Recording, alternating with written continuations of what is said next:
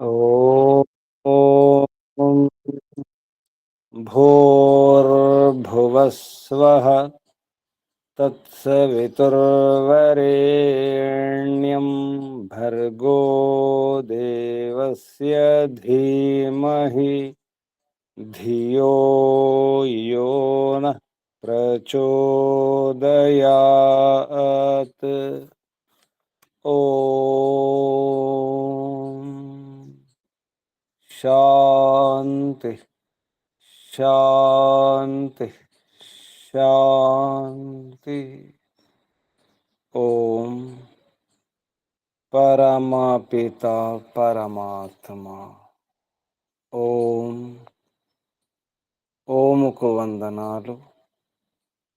ఋషులకు, మహర్షులకు, మునులకు, యోగులకు, గురువులకు, ఆచార్యులకు, అధ్యాపకులకు, పెద్దలకు, మాతాపితలకు, శ్రేయోభిలాషులకు, మిత్రులకు అందరికీ వందనాలు. సర్వేభ్యో నమో నమః. ఓం అథ శ్రీమద్భగవద్గీత మూలము సర్వశాస్త్ర నిష్ణాత విపశ్చిద్వరేణ్య పండిత శ్రీ ముక్తిరామోపాధ్యాయ సన్యాసాశ్రమంలో నామము ఆత్మానంద సరస్వతి గారు విరచిత భాష్యోపేతము తెలుగు అనుకృతి దర్శన తత్వవేత్త వేదాంగ పారంగత కళా ప్రపూర్ణ పండిత గోపదేవ శాస్త్రి గారు విరచిత టీకా తాత్పర్య వివరణము అవతారవాద సంయుతము.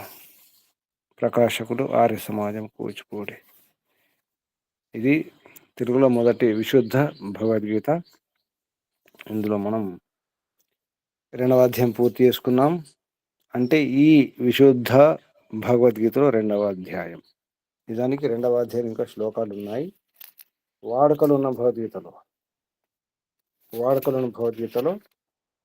38వ శ్లోకం వరకు పూర్తి చేసుకున్నాం. సుఖ దుఃఖే సమీకృత్వ లాభాలాభౌ జయాజయౌ తతో యుద్ధాయ యుజ్యస్వ న ఏవం పాపం అవాప్స్యసి. పాపం పొందడు. ఈ జయ అపజయాలు, లాభ హాని ఇటువంటి విషయాలు, లాభ అలాభం, జయ అజయం, సుఖ దుఃఖాలు సమానం. కాబట్టి యుద్ధం చేయడానికి సిద్ధం కావాలి. యుద్ధం చేయడం తప్పు కాదు, అది పాపం కాదు. యుద్ధం చేయాల్సిందే, ధర్మానుకూలమైన యుద్ధం చేయాల్సిందే. ఇంతవరకు రెండవ అధ్యాయం అంటే సాంఖ్యయోగం, సమ్యక్ జ్ఞానం ఇంతవరకు చెప్పుకున్నాం. తర్వాత ముఖ్యంగా అర్జున్ యొక్క సమస్యలు. అర్జున్ సమస్యలు ఏమిటి? అసలు ఎందుకు యుద్ధం చేయనన్నాడు? ఎందుకు యుద్ధం చేయనన్నాడు? అసలు సమస్యలు ఏమిటి? 3 సమస్యలు చెప్పుకున్నాం. అర్జునుడు యుద్ధం చేయకూడదు. ఎందుకు అంటే 3 సమస్యలు. ఆ సమస్యలు ఏమిటి?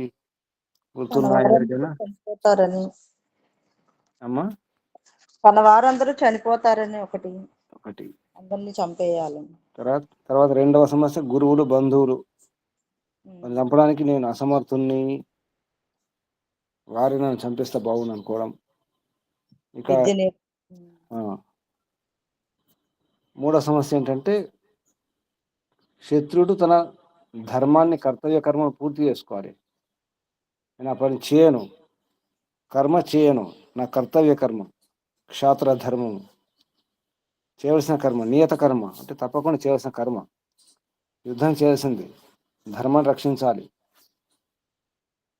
ఈ కర్మ చేయను, కర్మ సన్యాసం విడిచిపెట్టడం జరుగుతుంది. కర్మ చేయనని విడిచిపెట్టడం, కర్మ సన్యాసం చేయడానికి సిద్ధమయ్యాడు. అది సమస్య. అక్కడ కర్మ చేస్తే ఏమవుతుంది? సామాన్యంగా కర్మ చేస్తే ఏమవుతుంది చెప్పండి ఎవరైనా? కర్మ చేస్తే ఏమవుతుంది? తొలుగుతుంది. అందుకోసం మనం ఏం పని చేయొద్దు. ఏం చేసినా బంధనమే. మంచి పని చేసినా బంధనమే, చెడు చేసినా బంధనమే, మళ్ళీ జన్మ ఎత్తాల్సిందే. అందుకే అర్జునుడికి ఒక ధర్మ సందేహం కలిగింది. కర్మ చేస్తే తప్పకుండా దానికి ఫలితం ఉంటుంది కదా, కర్మ ఫలం అనుభవించాల్సిందే కదా. యుద్ధం చేస్తే కర్మ అవుతుందా కదా, కర్మ అవుతుంది, దానికి ఫలం ఉంటుంది కదా, బంధనమే కదా కర్మ ఫలం అంటే. అందుకే ఏ పని చేయకూడదు, మనం కూడా ఏం చేయకుండా కూర్చోవాలి కదా. అంటే నిష్కామ కర్మ చేయాలి. కర్మ ఇక్కడ నిష్కామ కర్మ, సకామ కర్మ. సకామ కర్మలు మళ్ళీ మంచి కర్మలు, దుష్కర్మలు అవి ఉంటాయమ్మా. శుభకర్మలు, అశుభ కర్మలు ఉంటాయి సకామ కర్మల్లో. ఒకటే విషయం అర్థమైంది, కర్మ అది కర్మ అంతే. సకామ కర్మన, నిష్కామ కర్మన, అవి నీకు ఏమనిపించింది అంటే సకామ కర్మ అనిపించింది. యుద్ధం అనేది నిష్కామ కర్మ అనిపించలేదు. అందుకే కొంతమంది ఈ రోజుల్లో విపశ్యన పేరుతో ఏ పని చేయనివ్వరు. తెలుసుగా, విపశ్యన వెళ్ళినారున్నారు ఎవరైనా? విపశ్యన ఎవరు లేరా? వెళ్ళలేదు గురూజీ నేనైతే. పేరు విన్నారా విపశ్యన? పోయి చూడండి. ఆసనాలు చేయకూడదు, ప్రాణాయామం చేయకూడదు, యజ్ఞం చేయకూడదు, ఏమి చేయకూడదు, ఊరికే కూర్చోవాలి. ఎంత బాగుందో కదా. ఇలా ఉంటే బాగుంటుండే. కూతురు పంపించేటప్పుడు, అత్తారింటికి పంపించేటప్పుడు ఏమో ఆశిస్తారు తల్లిదండ్రులు? మా కూతురు ఏ పని చేయకుండా ఉండాలి ఆ ఇంట్లో కదా. అంతేనా? మా కూతురికి ఏ పని ఉండద్దు అత్తగారింట్లో. రాజకుమార్ రాజకుమారి ఏ పని ఉండద్దు. అవును గురూజీ, మరి రాణిలాగా చూసుకుంటానని ప్రమాణం చేస్తారు. అదే రాణిలాగా చూసుకున్నారు, గృహ సామ్రాజ్యం కదా.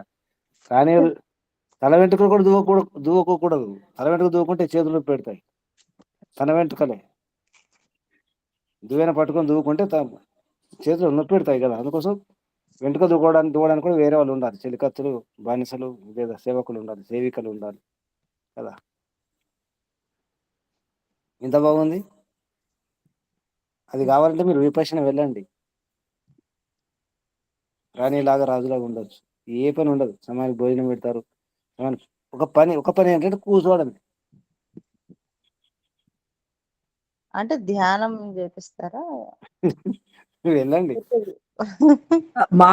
మాట్లాడడం కూడా మాట్లాడకూడదట. మౌనం. ఏం పని చేయదు, రాసేది లేదు, చదివేది లేదు, ఏమీ లేదు. ఉండవు. ఏముండదు. ఆలోచింప ఏం చేస్తారు. ఆలోచించొద్దు. ఆలోచిస్తే కూడా మన కర్మ అవుతుంది. అది కూడా చేయదు. వినొద్దు. చూడండి, సాక్షి సాక్షి సాక్షి బాగుంది కదా. బాలేదు. ఎందుకు బాగలేదమ్మా? అందులో భయం ఏంటంటే, మీ విపశ్యన భయం ఇదే. ఏం చేసినా అది కర్మ అవుతుంది, కర్మ బంధనం అవుతుంది, ఫలం. అసలు కోరికలు ఉండకూడదు, ఏ కోరిక ఉండకూడదు, ఏమి ఉండకూడదు. ఊరికే చూస్తూ ఉండండి. మీరు చెరువు గట్టున కూర్చొని చూస్తుండాలి. చెరువులో అలలు వస్తాయి కదా. నది అనుకోండి, చెరువు అనుకోండి, ఏమని అనుకోండి, చూస్తుండండి. ఆకాశాన్ని చూస్తుండండి. ఆకాశంలో మేఘాలు, పక్షులు ఎదురుతుంటాయి, పోతుంటాయి, వస్తుంటాయి. చూస్తుండండి, ఏం చేయకూడదు. అలాగే మీ ఇంట్లో దొంగలు వస్తుంటారు, పోతుంటారు, ఎత్తుకుపోతుంటారు, చూస్తుండండి. ఇంట్లో దొంగలు ఎత్తుకుపోతుంటే కూడా చూస్తుండాలి కదా. బాగుందా ఇది? అర్జును కలిగిన సందేహం ఇది. మరి యుద్ధం చేస్తే కర్మ అవుతుంది, కర్మ చేస్తే ఫలం అనుభవించాల్సి వస్తుంది, మళ్ళీ బంధనమే కదా. కాబట్టి నేను చేయను, యుద్ధం చేయను. నన్ను చంపేసుకోండి, నేను కర్మ చేయను. కర్మ చేస్తే బంధనం. మనం కూడా ఇదే స్థితిలో ఉంటాం అప్పుడప్పుడు కదా. ఏమనిపిస్తుంది? అనిపిస్తుంది లేదా? కర్మ చేస్తే తప్పకుండా ఫలం ఉంటుంది. కాబట్టి ఏ కర్మ చేయకుండా ఉండాలి. బౌద్ధుల సిద్ధాంతం ఏంటి? బౌద్ధ మతంలో కోరికలు ఉండకూడదు. కోరికలు అన్నిటికీ కారణం, అన్ని కష్టాలకు, దుఃఖాలకు, బంధనాలకు కారణం కోరికలే. ఏ కోరిక ఉండదు కదా. కనీసం ఈ సిద్ధాంతం అని తెలుసా? బౌద్ధ సిద్ధాంతం విన్నారా లేదా? ఇదైనా విన్నాము బుద్ధుడు గురు. ఏమన్నాడు? దుఃఖ కారణం కోరికలు ఉంచుకోవద్దు. అర్జునుడికి కలిగినటువంటి ధర్మ సందేహం ఇదే. అందుకే నన్ను చంపేసుకోండి, భిక్షాటన చేసుకుంటాను, భిక్షాటన చేసుకొని భిక్షాన్నం తింటాను, అది బాగుంది ఎందుకంటే ఈ ఆలోచన వచ్చింది. తన క్షత్రియ వర్ణం, తనకు సంబంధించిన ధర్మం ఏంటి? యుద్ధం చేయడం. యుద్ధం చేయను, కర్మ సన్యాసం. అందుకే ఈ కర్మ గురించి అయితే ఈ శ్లోకాలు 2వ అధ్యాయంలోనే, అంటే వాడుకలో ఉన్నటువంటి భగవద్గీతలో 2వ అధ్యాయంలోనే ఇది మొదలైంది. సుఖ దుఃఖే సమీకృత ఆ శ్లోకం తర్వాత ఏషతే అభిహిత సాంఖ్యే బుద్ధి యోగే, చాలా స్పష్టంగా ఉంది. సాంఖ్యే బుద్ధిర్యోగే తు ఇమాం శృణు బుద్ధ్యా యుక్తో యయా పార్థ కర్మబంధం ప్రహాస్యసి. కర్మబంధం, కర్మ బంధం అనే ఈ శబ్దం ఉంది. సాంఖ్య అంటే సాంఖ్యయుగం అయిపోయినట్టే. అయినప్పుడు కూడా ఏషాతే అభిహిత ఈ శ్లోకం ఉందో 39వ శ్లోకం, ఇది కూడా 2వ అధ్యాయంలోనే ఉంది. ఇంకా శ్లోకాలు ఉన్నాయి 2వ అధ్యాయంలో. వాడుకలు ఉన్నటువంటి భగవద్గీతలో 72 శ్లోకాలు ఉన్నాయి. కానీ విశుద్ధ భగవద్గీతలో ఎప్పుడైతే సాంఖ్యంలో చెప్పినటువంటి విషయం అక్కడ ముగించినట్టు తెలుస్తుంది కూడా స్పష్టంగా. సాంఖ్యే అని పూర్తి చేసినారు. కర్మబంధం మొదలవుంది. ఉంది. అంటే కర్మబంధం అంటే కర్మయోగం ఉండాలి కదా, అది 3వ అధ్యాయం నిజానికి. కానీ వాడుకలో ఉన్నటువంటి గీతలో అందులో ఈ శ్లోకం ఉంది, 39వ శ్లోకం. ఆ శ్లోకం నుంచి ఈ విశుద్ధ భగవద్గీతలో 3వ అధ్యాయం నుంచి తీసుకున్నారు. అంటే 3వ అధ్యాయంలో ఇది మొదటి శ్లోకం. అయితే మన చర్చ ఏంటంటే, మనం ఇప్పుడు కర్మ చేయడం మంచిదా, కర్మ చేయకుండా ఉండడం మంచిదా? ఇది అంటే అర్జునునిగా ఒకసారి ఊహించుకోండి. అర్జునుడి యొక్క ఆలోచన సరైనట్టు అనిపిస్తుంది. కర్మ చేస్తే మళ్ళీ ఏదో ఒక జన్మ వస్తుంది కదా, మంచి పని చేసినా వస్తుంది, చెడు పని చేసినా వస్తుంది. కాబట్టి ఏం చేయాలి?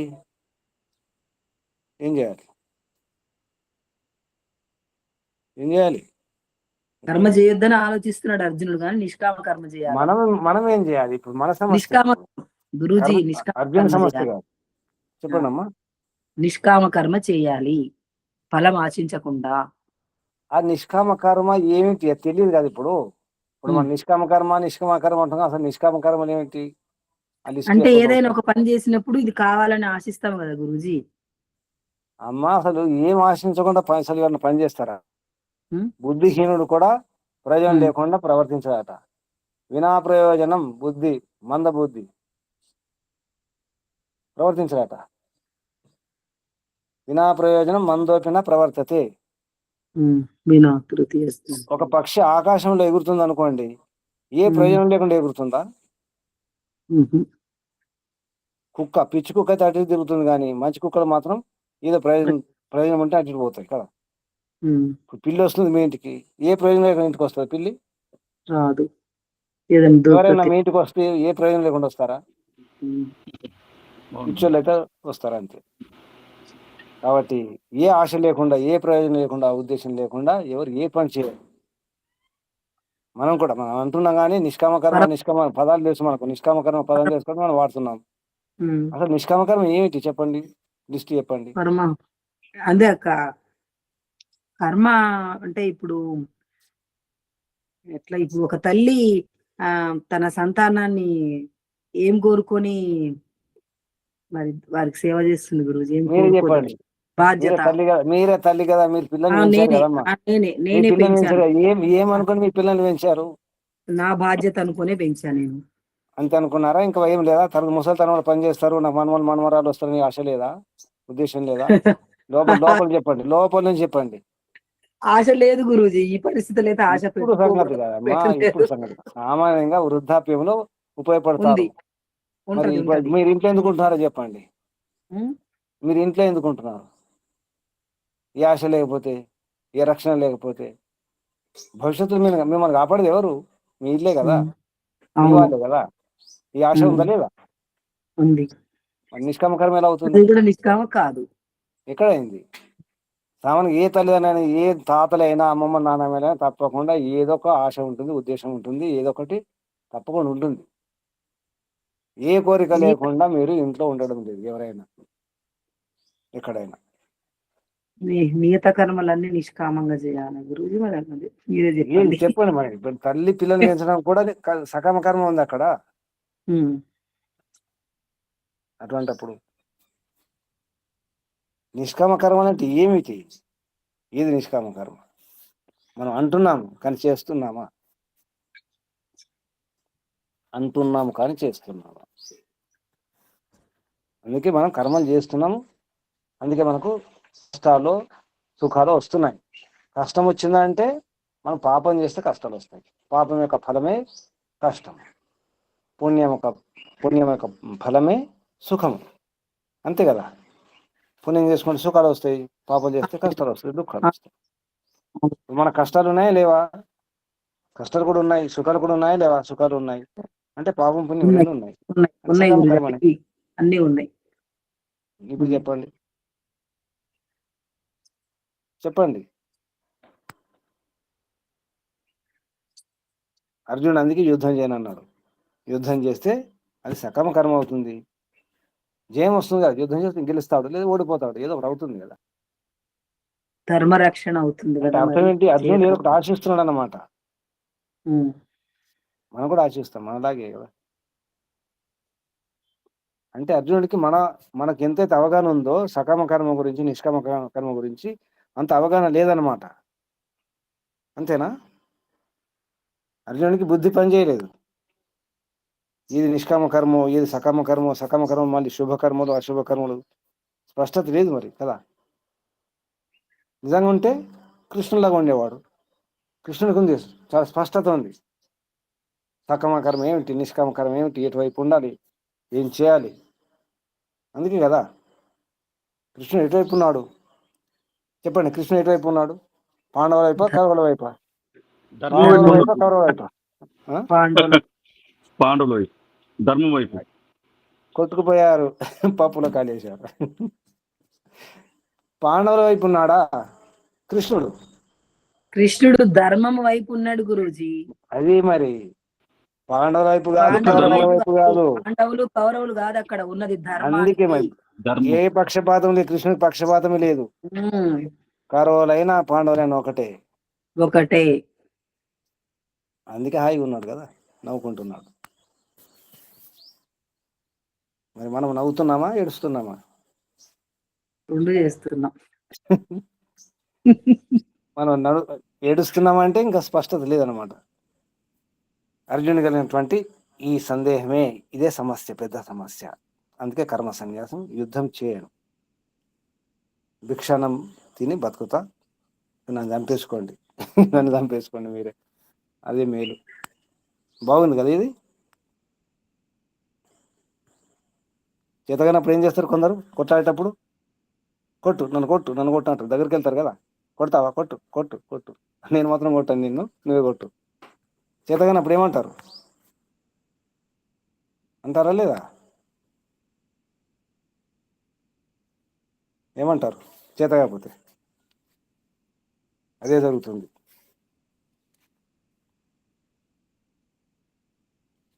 ఆ సందేహం దానికి సమాధానమే ఈ 3వ అధ్యాయం కర్మ గురించి. ఆ విషయంలో ఈ శ్లోకం, ఇది 2వ అధ్యాయంలో శ్లోకం, కానీ ఇక్కడ 3వ అధ్యాయం చూడండి ఒకసారి. మీకు ఈ ప్రక్షిప్తాలు ఏమేమి ఉన్నాయో ఒకసారి మీరు మీ పుస్తకంలో చివరిలో చూడండి. అంటే వాడుకలు ఉన్నటువంటి భగవద్గీతలోని శ్లోకాలు అన్నీ ఇస్తూ స్టార్ గుర్తు ఇచ్చినారు చూడండి, నక్షత్రం గుర్తులు కనిపిస్తున్నాయా? చివరిలో ఒకసారి చూసుకోండి. గోపదేవ్ గారి ఈ పుస్తకంలో చివరి పేజీలో అవును గురుజీ, నక్షత్రం గుర్తు ఇచ్చారు గురుజీ. రాశారు. ఈ గుర్తు గల శ్లోకం ప్రక్షిప్తములని గ్రహింపవలయని చెప్పేసి రాశారు ఆరంభంలోనే. అర్జున విషాదయోగం మొత్తం పూర్తిగా అది శుద్ధమే, దాంట్లో శ్లోకాలన్నీ కూడా ఉన్నాయి. ప్రక్షిప్తలు ఏమి లేవని చెప్పినారు. పంచమ అధ్యాయంలో చాలా ఉన్నాయి. 2వ అధ్యాయంలో సాంఖ్యయోగం రాసేసి అక్కడి నుంచి తమ తథా కృపయా ఉంచండి అంటే వాడుకలో వ్యవహారంలో ఉన్నటువంటి భగవద్గీతలో దాంట్లో ఈ స్టార్ గుర్తులు నక్షత్రం గుర్తులు ఉన్నాయా అవి చూసుకోండి. అంటే మీరు గమనిస్తే 38వ శ్లోకం అంతవరకే 2వ అధ్యాయం ఇందులో. ఇక 39వ అధ్యాయం ఏషతే అభిహిత అక్కడి నుంచి 3వ అధ్యాయం. ఇందులో కొన్ని గుర్తున్నాయి. త్రైగుణ్య విషయావేద అది తర్వాత అంటే 45వ శ్లోకం 46వ శ్లోకం ప్రక్షిప్తాలని ఒకసారి మీరు చూసుకోండి. చివరిలో 60వ శ్లోకం 61 అలాగే 67 68 69 ఇవి ప్రక్షిప్తాలని చెప్పడం జరిగింది. అలాగే 3వ అధ్యాయంలో కూడా చూసుకోండి, అన్ని కూడా ఇవ్వడం జరిగింది. కానీ ఈ విశుద్ధ భగవద్గీతలో ఈ అధ్యాయ విభజన అవుతుందో ఇది వేరుగా ఉంటుంది.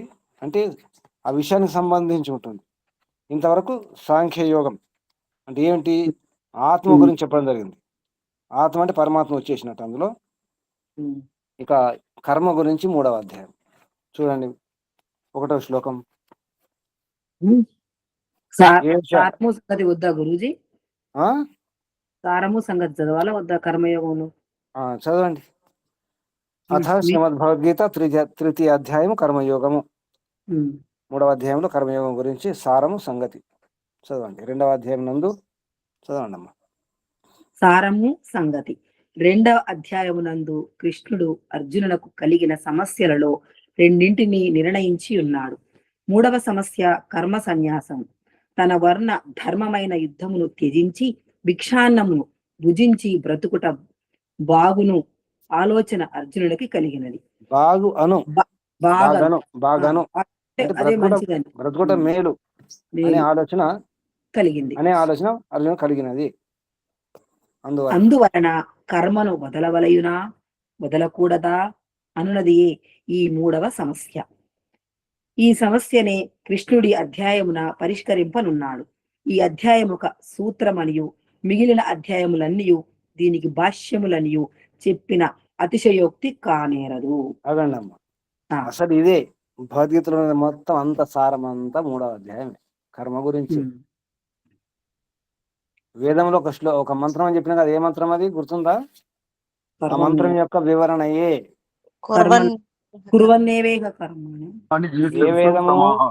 యజుర్వేదము 40వ అధ్యాయము 2వ మంత్రము కుర్వన్నేవేహ కర్మాణి శతం సమాహ ఏవం త్వయి నాణ్యథేతోస్తి నా కర్మ లిప్యతే. కర్మ అంటకుండా ఉండాలి. కర్మ అంటకుండా ఉండాలంటే ఏం పని చేయండి? ఏం పని చేస్తారు? వేద విహిత కర్మలు చేయాలి. వేదంలో చెప్పినట్టు చేయండి. వేదంలో అయితే నిషేధాలు ఉన్నాయో నిషేధిత కర్మలు చేయకండి. వేదంలో అంగీకరించిన భగవంతుడు మనకు అనుమతించినటువంటి కర్మలు ఉన్నాయి, అవి మాత్రం చేయండి. ఇది సకామ కర్మ నిష్కామ కర్మ గురించి. అది నిష్కామ కర్మ అవుతుంది. వేదంలో చెప్పినట్టు చేస్తే నిష్కామ కర్మ. ఒక ప్రశ్న, సందేహం. ఇప్పుడు మనం దేనికోసం ప్రయత్నం చేస్తున్నాం? బంధనాలు విడిపోవాలి, మోక్షం కావాలనే అదేనా మన ప్రయత్నం, మన పురుషార్థం?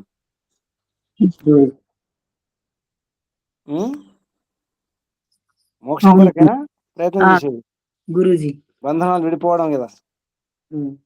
మరి ఇది కోరిక ఉన్నట్టు కదా, సకామ కర్మ అవుతుందా లేదా? నా దుఃఖాలు పోవాలి, నాకు మోక్షం లభించాలి, అది సకామ కర్మ కాదు, కోరికలే ఉన్నాయి కదా. కోరిక అంటే సకామ కర్మనే కదా. కామ అంటే కోరికనే కదా. సకామ కామ సహితము కోరిక సహితం అని అర్థం. సకామ అంటే మంచి కోరికనే. మంచి కోరిక కూడా కోరికనే కదమ్మా. అవును. మరి అటువంటిప్పుడు అంటే మోక్షం కావాలని చెప్పేసి అయితే మనం ఒక ఉద్దేశంతో పనిచేస్తామో అది కూడా సకామ కర్మే అవుతుంది. కొంచెం సూక్ష్మంగా ఆలోచించండి. నాకు అది కావాలి, మోక్షం కావాలి, మోక్షం కావాలని చెప్పేసి దానికోసం చేస్తున్నారు మీరు. మరి ఎలా చేయాలి? ప్రశ్నించండి, అడగండి. మరి ఎలా చేయాలంటే వేద విహిత కర్మలే చేయాలి. అదే మరి ఏంటి వేద విహిత కర్మ అంటే? మీ కర్మలు వేరు, నా కర్మలు వేరు. బ్రాహ్మణుల కర్మలు వేరు, క్షత్రుల కర్మలు వేరు, వైశ్యుల కర్మలు వేరు, శూద్రుల కర్మలు వేరు, తల్లి కర్మలు వేరు, తండ్రి కర్మలు వేరు, విద్యార్థి కర్మలు వేరు, ఉపాధ్యాయుని కర్మలు వేరు, వేరు వేరు ఉన్నాయి కదా.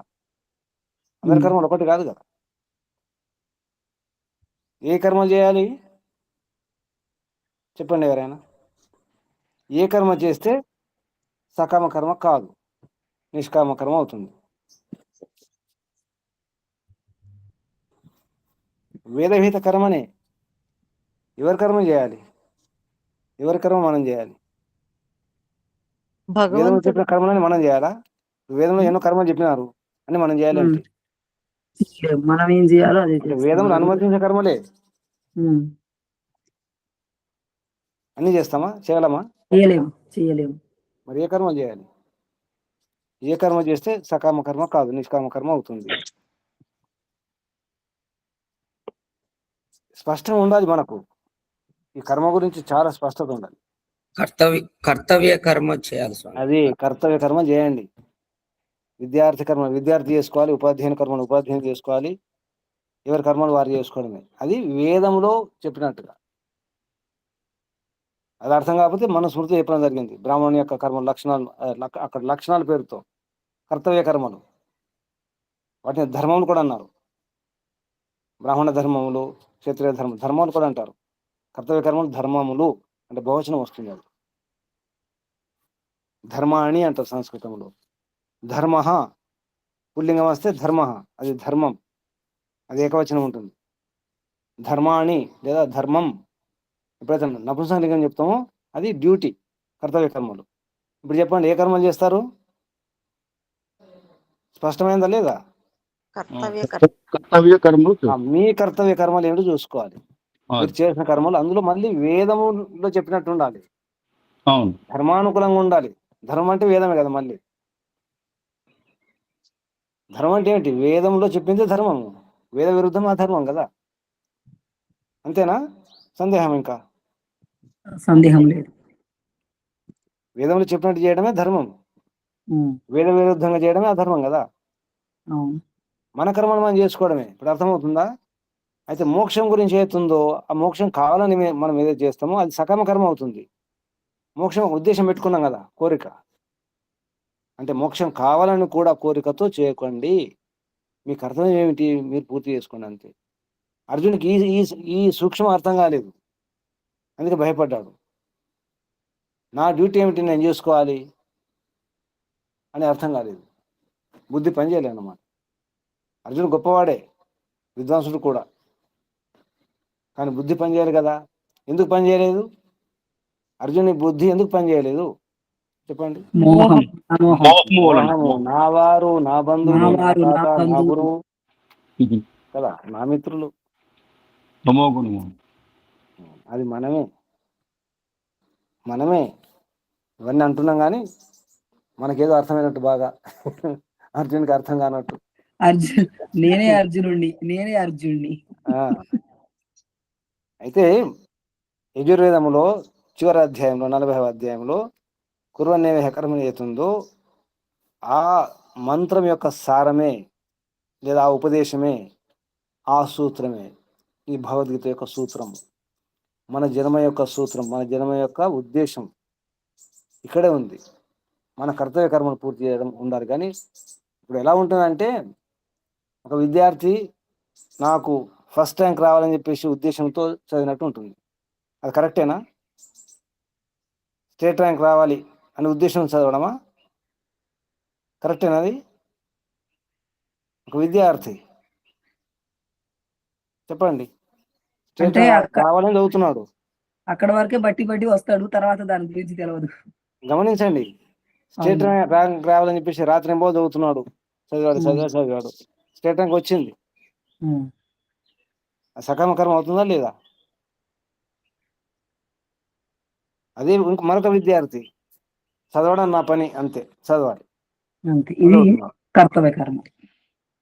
నీ విద్యార్థిని నేను చదవాలి, అర్థం చేసుకోవాలి, జీవితంలో ఆచరించాలి, ఉపయోగించుకోవాలి, అందరికి ఉపయోగపడాలని చదువుతున్నాడు. ఎవరు కరెక్ట్? ఇప్పుడు ఎవరు కరెక్ట్? కర్తవ్య కర్మ చదువుతున్నాం, అతనే కరెక్ట్. స్టేట్ ర్యాంక్ వచ్చింది, ఆ విద్యార్థి కరెక్టా, ఈ విద్యార్థి కరెక్టా? ఈ విద్యార్థి చదవాలి, విద్యార్థిని చదవాలి, అర్థం చేసుకోవాలి, నేను ఉపయోగించుకోవాలి, అందరికి ఉపయోగపడడానికి చదువుతున్నాడు, తక్కువ మార్కులు వచ్చాయి. ర్యాంక్ రాలేదు. రాకుండా పర్వాలేదు. జీవితంలో ఎవరు సమాజానికి ఉపయోగపడతారు, ఎవరు బాగుంటారు? మార్కులు తక్కువ వచ్చినది కాదు, దాన్ని మొత్తం అర్థం చేసుకొని చెప్పే వాళ్ళే బాగుపడతారు. ఇప్పుడు మీరే చూసుకోండి. ఇప్పుడు మీరు ప్రచారానికి వెళ్తారు, మీ అనుభవం చెప్పండి. ఆ ప్రచారంలో ఒక విషయం ఉందనుకోండి, మీరు ప్రిపేర్ అయిపోతారు, బాగా కష్టపడి తయారైపోతారు,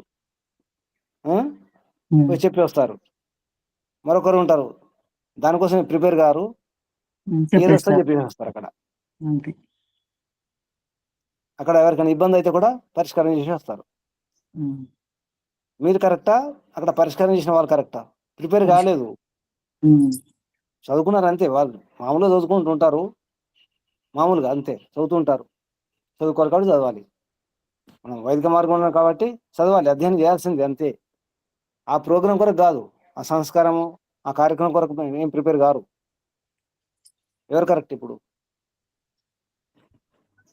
ఎవరు బాగుంటారు చెప్పండి? కాకుండా చెప్పిన వాళ్ళే గురూజీ. దాన్నే చెప్పాలని కాదు, అన్ని తెలుసుకోవడం చదువుకోవాలి అంతే. అంతే చదవాల్సిందే. నేను అర్థం చేసుకోవాలి, అధ్యయనం చేసుకోవాలి, తెలుసుకోవాలి, శాస్త్రాలు ఏముంది తెలుసుకోవాలని చెప్పి చదువుతాను. అట్లనే కాదు, మీ అనుభవం చెప్పండి, మీరే అనుభవించిన వారు ఉన్నారు కదా. అట్లాగే అట్లేం ప్రిపేర్ కాను, ఏం చెప్పాలనేది నేను తెలుసుకున్నవి, ఈ చదువుకున్నవే వెళ్ళి చెప్పగలుగుతుంటా. మీ గురించి కాదమ్మా, మీ అనుభవం చెప్పండి. అవును అవును గురూజీ, ఇదే కరెక్ట్. సామాన్యంగా ఏం చేస్తారు? అవునవును, నిజమే గురూజీ. ప్రిపేర్ అయిపోతారా లేదా స్పీచ్ ఉందంటే? అవునవును, చాలా ప్రిపేర్ అవుతారు. కొందరు ఉంటారు, ఏమని చెప్పుకోండి, ఏదో వాళ్ళకి ఏది తెలిస్తే అక్కడ ఆ సందర్భం అంటే ఏది తెలుసా చెప్పేస్తారు, ఎక్స్ప్లెయిన్ చెప్పరు. అక్కడ ఏమైనా సమస్యలు ఉంటే కూడా పరిష్కారం చేస్తారు. ఇదే డిఫరెన్స్ అన్నమాట. ఈ విషయమే అర్జునునికి కలిగినటువంటి సందేహం. అందుకే కర్మ గురించి చాలా స్పష్టంగా ఉండాలి. అది ఇక్కడ ఏమంటున్నారంటే, ఈ అధ్యాయం ఒక సూత్రం, మిగిలిన అధ్యాయం అన్నిటికీ అన్నారు. ఇది బాగా గుర్తుంచుకోండి. అసలు భగవద్గీతలో ఉన్నంత విషయం ఇదే. అర్జును యొక్క కర్మ ఏంటి? క్షత్రియుడు. క్షత్రియ ధర్మం ఏంటి? యుద్ధం చేయాలి, ధర్మరక్షణ చేయాలి. మీకు సంబంధం లేదు. ఓడిపోతామా, గెలుస్తామా, చనిపోతామా, చంపుతామా, సంబంధం లేదు. నేను క్షత్రియుడిని, యుద్ధం చేయాల్సిందే. ఈ ఆలోచన రాలేదు కదా. అందుకే యుద్ధం చేయనన్నాడు, భిక్షాన్నం తింటానన్నాడు. ఇలా చంపేసుకోండి, కౌరవులు చంపేస్తే బాగుండు అనుకున్నాను. అది సమస్య. కింద పేరు చదవండి. అర్జున, నీవు కర్మలను ఎందులకు త్యజింపదలుచుచున్నావు? అక్కడ నుంచి చదవండి. అర్జున, నీవు కర్మనెందులకు త్యజింపదలుచున్నావు? ఒక చిన్న భూభాగము ఆశించి బంధుబాంధవులను చంపుట నిందితమనియా? నిజముగా రాజ్యప్రాప్తి కొరకై బంధువులను చంపుదువేని అది నిశ్చితముగా నిందిత కర్మయే అగును. ఇయ్యది సంగ్రామమని కాదు, ఏ కర్మ. ఆపండి. అర్థమైందా? ఓ అర్జున, నీవు కర్మలు ఎందుకు త్యజించదలుచుకున్నావు? అసలు కర్మ ఎందుకు చేద్దనుకున్నావు? యుద్ధం ఎందుకు చేయద్దని చెప్తున్నావు? నేను యుద్ధం చేయదని అంటున్నావు కదా. ఈ కర్మను ఎందుకు వదిలిపెడుతున్నావు అంటే, ఈ భూమి మీద ఉన్నటువంటి ఒక రాజ్యం కొరకు, ఒక భూభాగం కొరకు బంధుబాంధవం చంపడం అనేది ఇక్కడ అనిపిస్తుంది కదా. రాజ్యం కావాలి, అధికారం కావాలి, అధికారం పొందిన తర్వాత నేను సుఖంగా ఉండాలి, భోగ విలాసాలు అనుభవించాలి, రాజభోగాలు. ఆ ఉద్దేశం కాదు కదా. ఆ ఉద్దేశం తప్పేది, అది నిందిత కర్మ అవుతుంది. అసలు సంగ్రామం కానిగా. యుద్ధం అంటే వ్యక్తిగతంగా చేస్తే యుద్ధం అని అన్నారు. బాగా గుర్తుంచుకోండి, వ్యక్తి కొరకు చేసేది యుద్ధం కాదు. దేశం కోసమో ధర్మం కోసం చేసేది యుద్ధం, సంగ్రామం. మిగతా ఏమవుతుంది? హత్యలు అవుతాయి, గొడవలు, తగదాలు, కొట్లాటలు. యుద్ధం అంటేనే ఇది, ధర్మరక్షణ కోసం చేసే యుద్ధం. దానికి అసలు పాపం ఉండదు. ఆ విషయం అర్థం కాలేదు. అందుకే ఈ మాట చెప్పడం జరుగుతుంది. కృష్ణుడు బంధుబాంధవులను చంపడం అనేది నిందిత కర్మ అవుతుంది నిజానికి. దీని కొరకు అధికారం కోసం,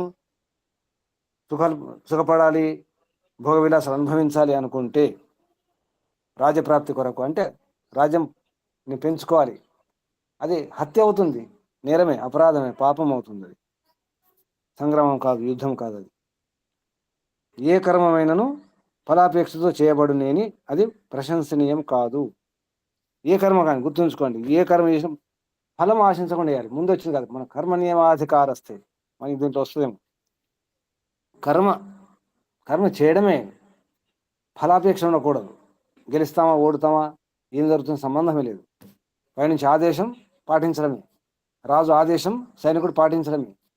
అందుకే సైనికుడికి ఏముంది అంటదు, నా కర్మ లిపితేనా రే, భగవంతుని ఆదేశం ఏది ఉందో అది చేయాలి అంతే. భగవంతుడు మన రాజు, మన యజమాని, మన స్వామి. ఆ రకంగా చేస్తే కర్మ అంటదు. చదవండి, ఇక్కడ చదవండి. ఫలాపేక్ష కర్మలో ఒక సుందర భాగ్యమైన భాగమైన కర్తవ్య సుందర బుద్ధిని సుందర నశింపజేయును. సుందర భాగ్యం అన్నారు, అది భాగం. భాగమే, అవును. సుందర భాగమైన కర్తవ్య బుద్ధిని నశింపచేయును. ఇంతేకాదు కర్మలకు ఫలములు అనేకములు. వారిని అభిలషించు బుద్ధి ఎన్నడూ స్థిరపడదు. అందువలన ఫలాకాంక్ష నిందితమగుచున్నది. కాబట్టి కర్మలో ఒక భాగమగు ఈ ఫలాకాంక్ష త్యజింపవలసినదే అని కృష్ణుడు అర్జునులకు బోధించెను. ఇది ముఖ్యం, గుర్తుంచుకోండి. ఫలాకాంక్ష ఉండకూడదు, ఫలం కావాలని చెప్పి కోరిక ఆశ ఉండకూడదు. ఇదే ముఖ్యంగా చేయవలసింది. మనం కర్మను కాదు త్యజింపవలసింది, కర్మ ఫలాన్ని. కర్మ చేసింది సన్యాసైనా కర్మ సన్యాసం లేదు.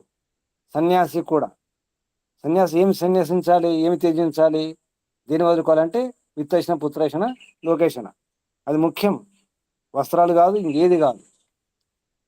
ఈశనత్రయం ఉండకూడదు, కేవలం ఈశ్వరేషణ ఉండాలి. ఈశ్వరుడే అంటే ఈశ్వరుని యొక్క ఆదేశం పాటించడమే, ఈశ్వరోపాసనయే, అదొకటి ఉండాలి. నేను సన్యాసిని కదా, నేను ఏ పని చేయను అని తప్పు. సన్యాసి కూడా యుద్ధం చేయాల్సిందే, అవసరం వస్తే అన్నీ చేయాల్సిందే. కర్మ సన్యాసం కాదు, కర్మ ఫల సన్యాసం ఉండాలి. ఇది రహస్యం, కర్మ ఫల సన్యాసము. తర్వాత పేరదండి, ఇక కర్మలో రెండవ భాగం. ఇక కర్మలో రెండవ భాగమును గూర్చి ఆలోచింపుము. అన్యాయమునకు అత్యాచారమునకు విరుద్ధముగా శస్త్రము ఉపయోగించుట క్షత్రియునకు పరమ ధర్మము. ప్రస్తుతము నుడవనున్న సంగ్రామాత్మక కర్మకు రెండవ భాగం. నడవనున్న అంటే ప్రస్తుతం జరగనున్న సంగ్రామాత్మక కర్మకు రెండవ భాగం ఇదియే కర్తవ్యము. దీనిని అభిక్రమం అందురు. కర్తవ్య పాలన అనేది కర్మమున ఈ అంశమే మానవుని అధికారం అనబడును. కావున అర్జున, కర్మలో గల ఈ అంశము కూడా త్యజింపవలసినదేనా? నేను మాత్రమది కూడదందును, ఎన్నటికి కూడదందును. కర్తవ్య త్యాగము ఏ శాస్త్రమును అంగీకరింపదు. కర్మలో ఒక అంశమగు కర్తవ్య భాగమును మాత్రము హస్తగతమునర్చుకొని మనుష్యుడు పాపపుణ్యముల నుండి విడివడును. కర్మలను ఉనర్చుటలో గల చతురత ఇదియే. కావున అర్జున, ఫలాకామన వదలి ఫలము లభించినను లభింపకున్నను సమాన స్థితిలో నుండి కర్తవ్య బుద్ధితో కర్మలను ఆచరించుచు ముందుకు నడుము. ఇయ్యది సాధారణ మార్గము కాదు, రాజమార్గము. సంసారమును తరింపజేసి మోక్ష ద్వారము వరకు తిన్నగా పోవు మార్గమిది. ఇందు సందేహమునకు తావులేదు. ఇది మోక్ష ద్వారమునకు నేరుగా తీసుకుపోయే మార్గం. అందుకే యుద్ధం చేయాలి. విపశ్యన చేస్తారా? విపశ్యన చూస్తూ ఉండడం చేస్తారా, యుద్ధం చేస్తారా? యుద్ధమే చేస్తాం, విపశ్యన కాదు, యుద్ధం చేయండి. ఇందులో సందేహం ఉందా? ఇంతవరకు చదివిన విషయంలో ఈ వాక్యాలలో కొన్ని ప్రింటింగ్ మిస్టేక్స్ ఉన్నాయి. ఈ చివరి పేరాలో అన్యాయమునకు సత్యాచారమునకు ఉంది, అది అత్యాచారం. సా కాదు, ఆ ఉండాలి, దిద్దుకోండి.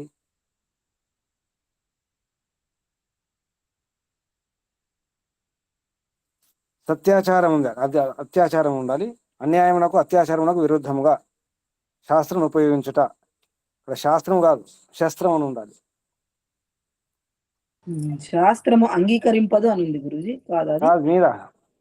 ఇక ఉమ్. కర్మలో రెండవ భాగం గురించి పారా స్టార్ట్ చూడండి. ఆలోచింపము. అవును. అన్యాయమునకు అత్యాచారమునకు విరుద్ధముగా శాస్త్రము కాదు శస్త్రం ఉండాలి. అది అవును, తప్పుపడింది కానీ శస్త్రం అని చదివిన నేను. అత్యాచారం మీ గురించి కాదమ్మా, మీరెందుకు మీరు చేసుకుంటారు? గురూజీ అలానే నేను ఉంది. చెప్పింది వినండి. ఇక్కడ తప్పున్నది అక్షరము దిద్దుకోండి అని చెప్తున్నాను. ప్రింటింగ్ మిస్టేక్ ఉంది, దిద్దుకోండి. మిమ్మల్ని అనట్లేదు. అన్యాయమునకు అత్యాచారమునకు విరుద్ధంగా, అది సత్యాచారం ఉంది ఆ రాసుకోండి, శాస్త్రం ఉంది శస్త్రం అని రాసుకోండి అంటున్నాను. దీర్ఘం ఉంది శస్త్రము అంటే క్షత్రియునకు పరమధర్మం ఏమిటి? శస్త్రాన్ని ఉపయోగించాలి అంతే. అది ధర్మం, అది కర్తవ్య కర్మ. కొన్ని తప్పులు ఉన్నాయి ఇందులో. కొత్త పుస్తకంలో ప్రూఫ్ రీడింగ్ సరిగా చేయనట్టున్నారు, చాలా తప్పులు ఉన్నాయి, జాగ్రత్త. ఇది ఇక మనం చేసిన పని ఏంటంటే తప్పకుండా మన కర్మ ఏమిటి, మన కర్తవ్య కర్మ ఏమిటి, మన ధర్మము మన డ్యూటీ ఏంటో అది చేసుకోవాలి. అదే ముఖ్యం. దీనివల్ల ఏమర్థమవుతుంది? ఒక రైతు, ఒక వ్యవసాయదారుడు ఎలా ఉండాలి, లేదా ఏ పనైనా, ఒక డాక్టర్ కానీ, ఒక ఇంజనీర్ కానీ, ఎవరైనా ఏం చేస్తే మోక్షం లభిస్తుంది అని ప్రశ్న ఉంటుంది కదా. చెప్పండి, ఏం చేస్తే మోక్షం లభిస్తుంది? దీని బట్టి ఏం తెలుస్తుంది? కర్తవ్య కర్మ చేస్తే మోక్షం లభిస్తుంది, అంతే కదా. అంతే. వాళ్ళు ఏది దానిలో ప్రావీణ్యత ఇంతవరకు ఏమనుకున్నాం? నిష్కామ కర్మ నిష్కామ కర్మ అన్నామా? నిష్కామ కర్మ అంటే ఏంటి? కర్తవ్య కర్మనే కదా. కర్మ. మేము రైతులం కదా, మాకు మోక్షం లభిస్తుందా? మేము వంట చేస్తున్నాం కదా, మోక్షం లభిస్తుందా? ఇది కాదు. మీ కర్మ మీరు నిజాయితీగా చేయండి, ఏం ఆశించకుండా, ఫలం ఆశించకుండా. అది నిష్కామ కర్మ. స్పష్టమైందా? ఇంత సరళం ఉంది చూడండి. ఎవరైనా మోక్షం పొందొచ్చు ఈ రహస్యం తెలిస్తే. అనిపిస్తుందా లేదా? అనిపిస్తుంది. ఇంత సరళం ఉంది చూడండి. ఇప్పుడు మొదటి శ్లోకం ఈ విశుద్ధ భగవద్గీతలో, ఏషా తే అభిహిత. తే తర్వాత అది అవగ్రహ చిహ్నం, ఇక్కడ జడ్ అని రాశారు, జడ్ కాదు నిజానికి. ఇందులో అయితే అంటే దేవనారి లిపిలో అయితే ఎస్ రాసుకోండి, తెలుగు అయితే తావత్తులాగా 2 రాసుకోండి. అలా అంటే ఆ అనే అర్థం అక్కడ. ఏషా తే అభిహిత సాంఖ్యే బుద్ధిర్, బుద్ధి అన్నమాట. అది బుద్ధిర్ యోగే తు, అక్కడ త్రిమాం ఉంది కదా, యోగే తు ఇమాం శృణు బుద్ధ్యా యుక్త, యుక్తో ఉందా యుక్త అవుతుంది. అది యయా పార్థ కర్మబంధం ప్రహాస్యసి. ఇది శ్లోకం. తెలుగు అర్థం చెప్పండి ఎవరు? కృష్ణారావు గారు. గురుజీ, పార్థ అర్జున తే నీకు ఏషా ఈ బుద్ధి సాంఖ్యే ఆత్మానాత్మ వివేక విషయమున అభిహిత చెప్పబడినది. యోగే తు కర్మయోగ విషయమున ఇమాం శృణు ఈ బుద్ధిని వినుము. యయా బుద్ధ్యా ఏ బుద్ధితో యుక్త కూడినవాడవై కర్మబంధం పాపపుణ్య రూప కర్మ వలన కలుగు బంధనమును ప్రహస్యసి విడువగలవో. కర్మయోగమును గూర్చి తెలుసుకొని దానిని ఆచరించిన పక్షమున నీకు కర్మల వలన బంధము కలుగుదని భావము. తాత్పర్యం: కుంతీపుత్ర అర్జున, నీకింతవరకు ప్రకృతి పురుషులను గూర్చి వివరించితిని, ఆత్మకు అనాత్మకు గల భేదమును తెలిపితిని.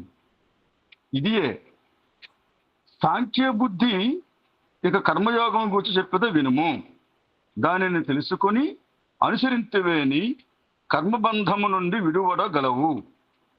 జీవుడు ఆపండి ఇక్కడ ఆపండి. ఇక్కడ కర్మబంధం నుండి విడవడగలవు. ఏం చేస్తే?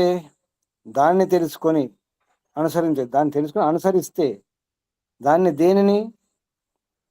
దాని అంటే దేనిని చెప్పండి, చెప్పండి ఎవరైనా.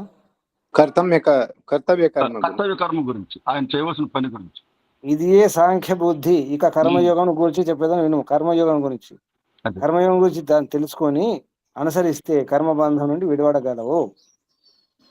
ఇంతవరకు ఏం చెప్పినాను నీకు అర్జున? ఏం చెప్పినాను నీకు?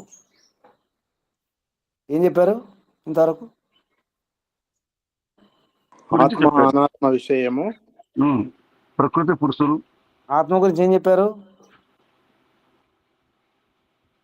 ఆత్మ నశింపదు అని. ఆత్మ గురించి చాలా విషయాలు వచ్చినాయి కదా. ఆత్మ నశింపదు, నిత్యము, సత్యము. నయనం చిందంతి శాస్త్రాన్ని, నా జాయతే మ్రియతే, ఇటువంటివన్నీ. అలాగే ఒకవేళ ఆత్మ పుడుతుంది అనుకుంటే కూడా బాధపడకూడదు, ఏడవకూడదు, అది కూడా చెప్పడం జరిగింది. అనాత్మ అంటే ఎవరు మరి? ఆత్మ గురించి ఈ విషయాలు వచ్చినాయి. అనాత్మ గురించి వచ్చిందా? 2వ అధ్యాయం అనాత్మ గురించి ఏమైనా వచ్చిందా? వచ్చింది కదా స్వామి, శరీరం. శరీరం అంటే ప్రకృతి. ప్రకృతి శరీరం గురించి వచ్చింది. శరీరం ఉండదు, ప్రకృతి. నాసతో విద్యతే నా భావ విద్యతే సదా, ఇవన్నీ ప్రకృతి గురించి. జడం గురించి కూడా వచ్చింది కదా, దేహం అనే విషయం వచ్చింది కదా. పంచభూతాల గురించి వచ్చింది. అంటే అనాత్మ అన్నమాట. అది ఆత్మకు అనాత్మకు భేదం ఏమిటి, అది కూడా చెప్పడం జరిగింది. ఇదే సాంఖ్య బుద్ధి. ఇక కర్మయోగం గురించి చెప్పేదని వినువని ఇక్కడ చాలా స్పష్టంగా ఉంది చూడండి. సాంఖ్య బుద్ధి అయిపోయింది, సాంఖ్యయోగం గురించి చెప్పడం జరిగింది. కర్మయోగం గురించి చెప్తాను వినండి. అంటే దాని అర్థం ఏంటి? సాంఖ్యయుగం అయిపోయింది, కర్మయోగం ప్రారంభం. కానీ వాడుకలో ఉన్నటువంటి భౌతికతలు ఏముంది? ఇంకా 2వ అధ్యాయమే, సాంఖ్యయోగమే. అందుకే విడదీయడం జరిగింది. అక్కడి నుంచి కాదు, ఇక్కడ నుంచి. ఇది 3వ అధ్యాయం కర్మయోగం అని ఈ శ్లోకం నుంచి తీసుకోవడం జరిగింది. స్పష్టమవుతుందా? స్పష్టమవుతుందా? ఏమైనా సందేహాలు ఉన్నాయా ఇంతవరకు? స్పష్టమైంది. ఇప్పుడు వివరణ వినండి. జీవుడు మానవ శరీరమును పొంది జీవుడు మానవ శరీరమును పొంది నానావిధ కర్మములను ప్రవర్తించును. మనుజుడు సామాన్యముగా ఏదో ఒక ఫలమును అపేక్షింపక కర్మను ఆచరింపడు. ఫలాపేక్షతో కర్మములను ఆచరించి ఆ ఫలములు లభించినప్పుడు సుఖదుఖ రూపమున వాని అనుభవించును. కర్మమును నొచ్చుటకై జీవునకు దేహం అవసరమవునట్లు వాని ఫలమును అనుభవించుటకును దేహం కావలేను. దేహము లేక జీవుడు కర్మలను ఆచరింప నేరడు. అదండి. మీకు దేహం లేకపోతే ఏం చేస్తారు? సుఖపడతారా, కష్టపడతారా? ఏమి చెయ్యం. అందుకే శరీరం ఉన్నప్పుడు ఏం చేస్తారు? శరీరం ఉన్నప్పుడు ఏం చేసుకోవాలి? సుఖపడాలి, లేదా కష్టపడాలి.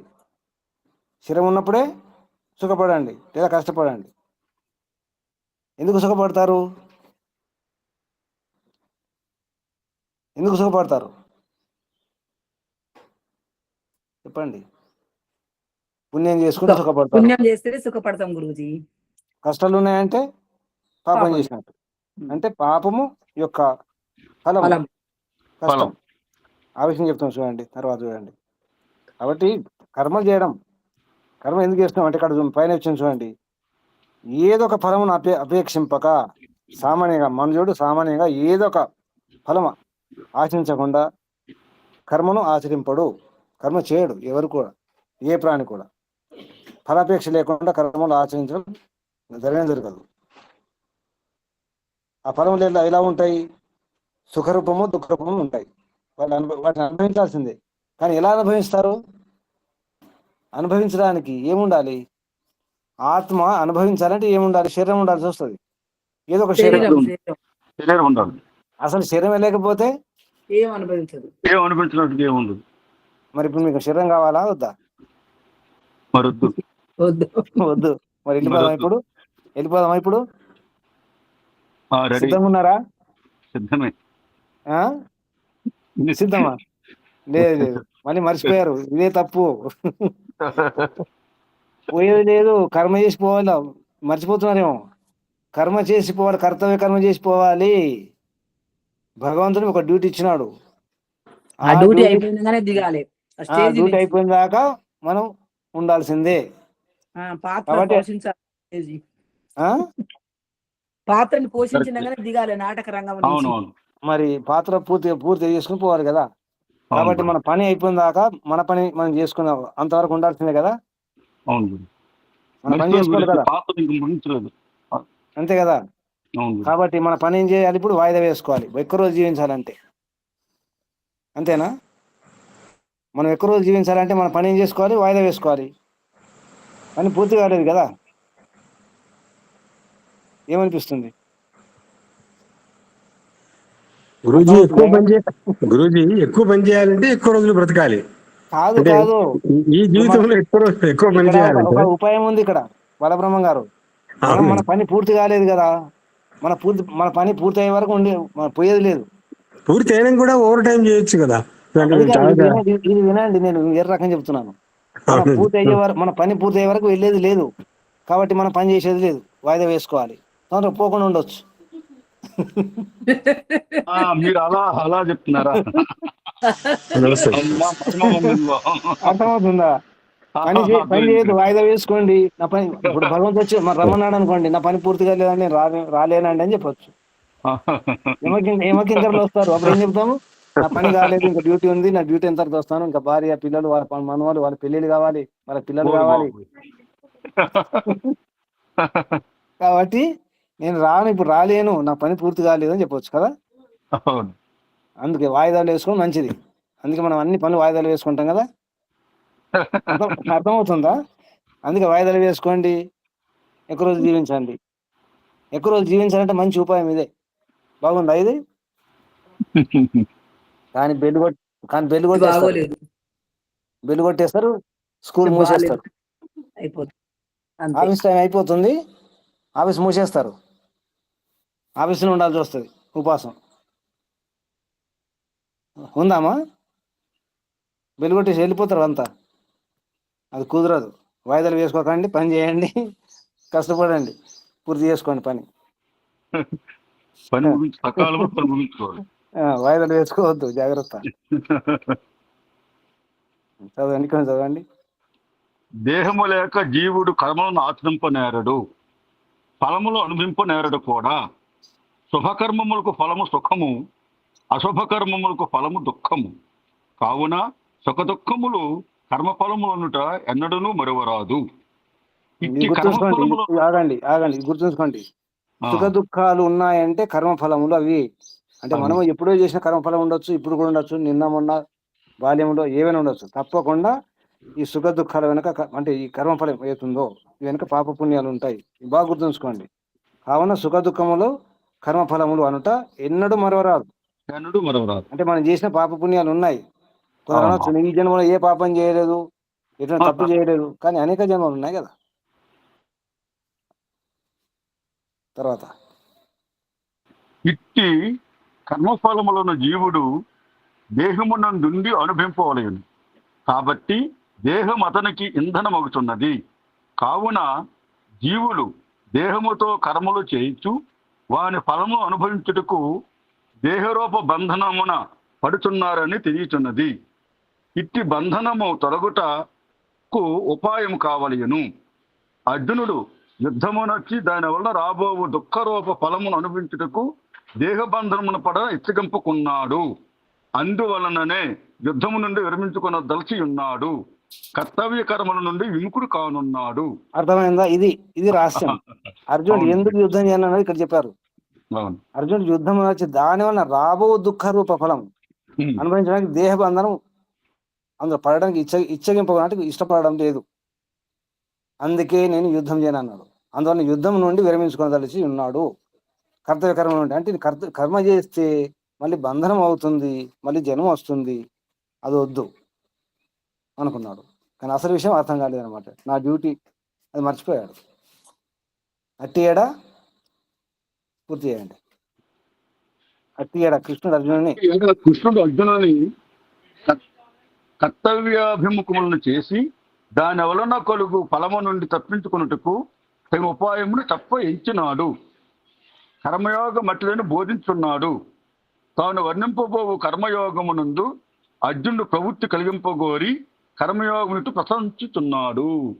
కర్మయోగం ప్రశంసించాలి, కర్మ చేయాలి, సోమరిగా ఉండకూడదు, వాయిదాలు వేసుకోకూడదు, లేదు ఇంక ఎక్కువ చేయాలి. బాలబ్రహ్మ గారు అన్నట్టు ఇంకెక్కువ ఓవర్ టైం చేస్తే ఇంకా మంచిదే. శక్తిని పెంచుకొని, ఓపిక పెంచుకొని, శరీరంలో సత్తువ పెంచుకొని ఎక్కువ పని చేస్తే మంచిదే కదా. అంటే ఓటి చేస్తే మంచిది, అదే ఎక్కువ ఫలం వస్తుంది, ఎక్కువ సుఖం దొరుకుతుంది కదా. ఎక్కువ సుఖం దొరుకుతుంది.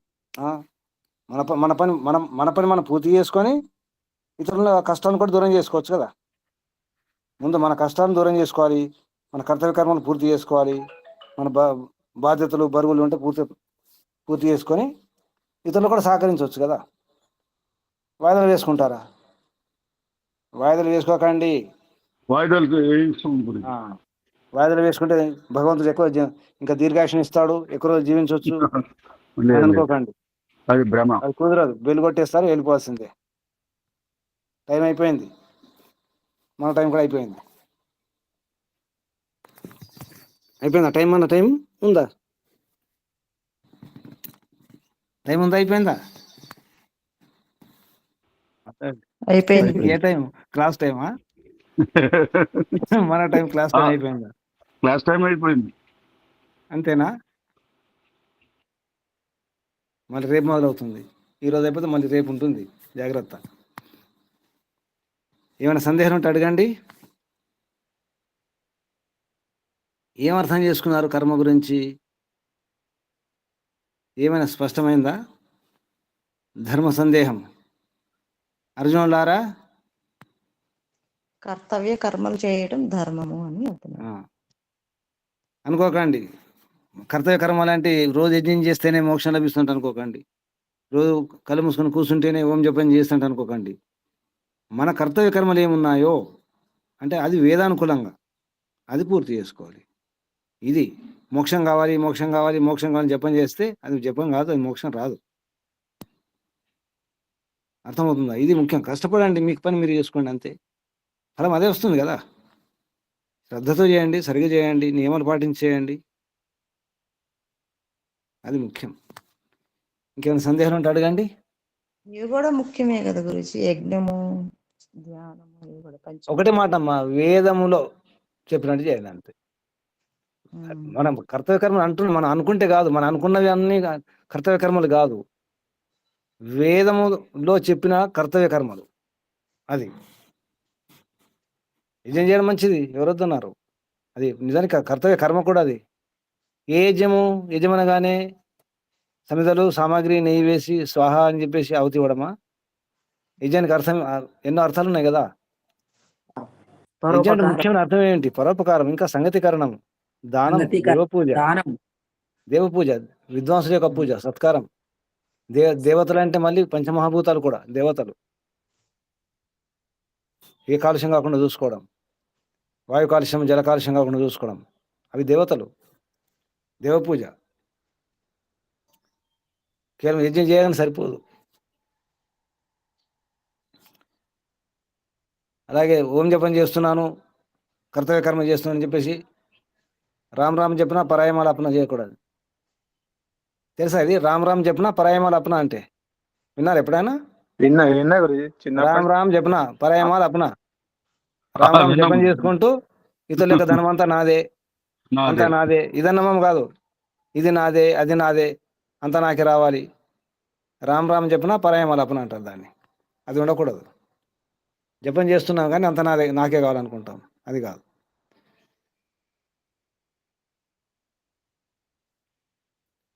సూక్ష్మ విషయం పట్టుకోండి. అర్జునుడు కలిగినటువంటి ధర్మ సందేహం అది.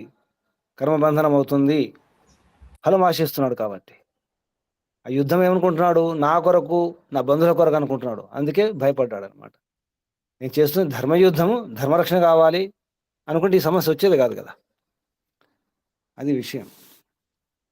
మనం కూడా మన దేశం కోసం, ధర్మం కోసం ధర్మయుద్ధం చేయాల్సిన అవసరం చాలా ఉంది. దానికి సిద్ధంగా ఉండాలి. సమయం వస్తే యుద్ధానికి సిద్ధం కండి, అవసరం ఉంది కదా. అర్జునులాగా అటు తాతలు, గురువులు అందరూ సిద్ధంగా ఉన్నారు అర్జునుని చంపడానికి. చాలా వింత పరిస్థితి. అర్జునుని చంపడానికి సిద్ధంగా ఉన్నారు. అర్జునుడికి ఏమో మోహం కలిగింది. నా తాత, నా గురువు, నా బంధువులు, నా మామలు, నా బంధువులు, నా పిల్లలు అనుకుంటూ వారు వీరిని చంపడానికి సిద్ధమైనారు మరి కదా. భీష్మునికి ఎందుకు రాలేదు ఈ వైరాగ్యము? ద్రోణాచార్యునికి ఎందుకు రాలేదు? రావాలి కదా. అది మనం కూడా అక్కడ మన దేశం కొరకు, మన ధర్మం కొరకు మనం కూడా అర్జునులాగే ఉంటున్నాం. సరేనా?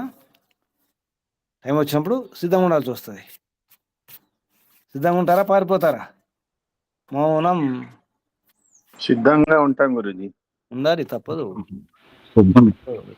లేకుంటే మళ్ళీ తప్పదు, కష్టాలు వస్తాయి. కర్తవ్య కర్మ అది. ముగించేద్దామా? శుభం. ముందుగా పరంపిత పరమాత్మకు, ఋషులకు, మహర్షులకు, మునులకు, యోగులకు అందరికీ, పండిత గురు గోపదేవ శాస్త్రి గారి గురువు గారు స్వామి ఆత్మానంద సరస్వతి గారికి, గోపదేవ శాస్త్రి గారికి వందనాలు, ధన్యవాదాలు, ప్రణామాలు సమర్పిస్తూ మీ అందరు కూడా అభినందనలు, అభివందనాలు, పరంపిత పరమాత్మ శుభాశిస్సులు. ముగించేద్దాం. సర్వేభ్యో నమో నమః. శుభం. ఓం ఓం నమస్తే గురుజీ, ధన్యవాదములు. ఓం ఓం నమస్తే గురుజీ.